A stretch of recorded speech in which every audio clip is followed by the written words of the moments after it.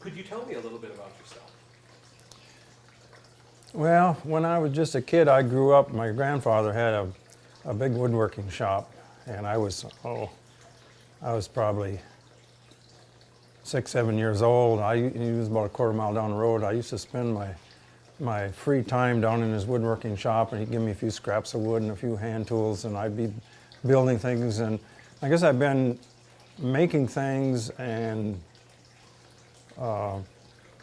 constructing things and doing things with my hands like that for my whole life. Probably I've been doing that stuff for 60 years. So the canoes have always interested us. We've been teaching archaeology and anthropology, and so some of the indigenous technologies and stuff have been really interesting to us, and we've always been intrigued by the birchbark canoes, and we've studied and researched them for probably 20 years before we ever built one. And finally we got to the point where there was an excuse to build one, and we did. So and it didn't turn out too bad. Actually, it was built with a bunch of students, so kind of ended up with a canoe that looked like it was built by a committee. Every little bit of stitching was a little bit different, but it was a serviceable canoe, and from then on we've been building them ever since. We've built everything from small little scale models to a 27-foot fur trade style canoe that was paddled all the way across Canada. We've done things for museums. We've done things for people to put in their house, and some people to actually go out and use. So the canoes we build are all functional. And canoes are just kind of one of the things we do. I've been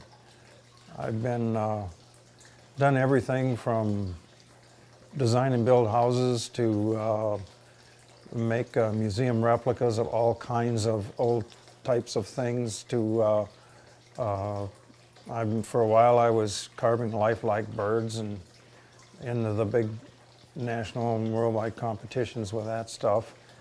And the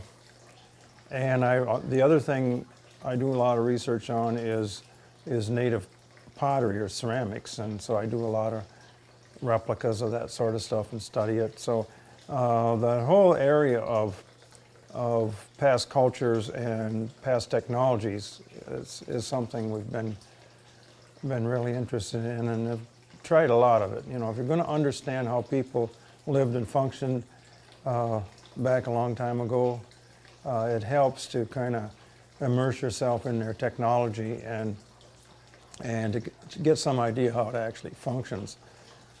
So we've done a lot of that. I think it's incredible. Not only the work itself, but then also the viewpoint that one can glean from the creation of from an older technology like that. What insights have you gained into some of the older American cultures? Well, one thing, and it kind of bothers me. You hear people almost talking in a negative way about, things being primitive or old-fashioned or whatever. But when you think about it, and when you actually look at what people did in the past, it's very sophisticated. Like the canoes, for one thing. When the Europeans came over and started the fur trade, they had perfectly adequate boats. They didn't use them. They used the birchbark canoe. Why? Because it was a much better watercraft for what they were doing. It enabled them to get around. It was repairable. It was lightweight, and it functioned very well. Much better than the big heavy wooden boats that they brought over. A lot of the other things, other older technologies, for example, the ceramics, the pottery that people made. Well, when the fur trade came, a lot of the native people just quit making those because they got the trade kettles and the copper kettles and brass kettles and so on. But in reality, I've made the clay pots, and I've used them and cooked with them and did everything you can imagine do with them.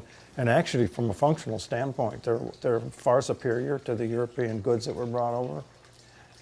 They just a little more work to make, and you drop and they break. And that's really the only advantage to the trade kettles that came over. And in fact, the people didn't have to make their own pots and kettles, and freed up their time to do other things. So as far as cooking in those old clay pots, man, they, in terms of thinking of something as being primitive, the old style clay pots, I can put those on a gas kitchen stove and cook in them over an open flame on a gas stove. We had to invent Corningware before we could do that, because ceramics that we make, you can't do that with. But these older clay pots, they function just perfectly. That's pretty cool. Have you seen, this had to be in 2006, 2007, there was that like last tribe at the headwaters of the Amazon that like hadn't had any sort of European contact. And they like took pictures of them like from a helicopter and stuff. And one of the things that they noticed in the pictures is like they had a big aluminum pot that like somebody had went up and grabbed. Yeah, that stuff. It's amazing that some of the modern items have made their way into the native cultures. And even in this area, when Europeans came over, there was European trade goods being used here long before there were any European people anywhere near here. Because see, native people do have, and always have had, a trade network that things got passed around. When we look on old village sites and stuff, and some of the tools the stone that people were making tools from came from what's now Wyoming. Obsidian from what's now Yellowstone National Park area. There's seashells that came from the Gulf of Mexico. Native copper that came from upper Michigan. All kinds of various stones and stuff and we find it all right here in Minnesota because native people had a very sophisticated trade structure, and in fact that's why the fur trade worked. That was already established.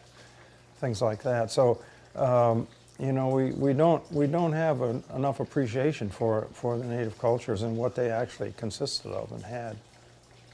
Is there anything that you would like to say about any of the things that we talked about so far that I haven't asked the right question or? Oh gosh. Because the segment is about you and your friends and the making of this canoe, but I want it to be you coming through, not me. Well, I'm not fit for television.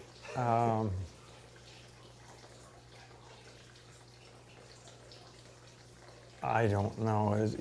It's and people can sit and say, "Oh, I'm doing all these cool things and this and that," but none of this stuff I do is me. It originates. I do a lot of things. I'm borrowing from other cultures, like with the canoes. That's not my culture, my tradition. I do it. I'm interested in it, and I want to learn. And I want to learn so that I can pass that information back to people that have kind of lost it. One thing we do with most of the things we do, and I guess I can use the canoes as an example, we don't build a generic birchbark canoe. There are all kinds of different regional styles, techniques, shapes, sizes, ways of putting these craft together. And we try to respect those traditions and those ways of doing things. And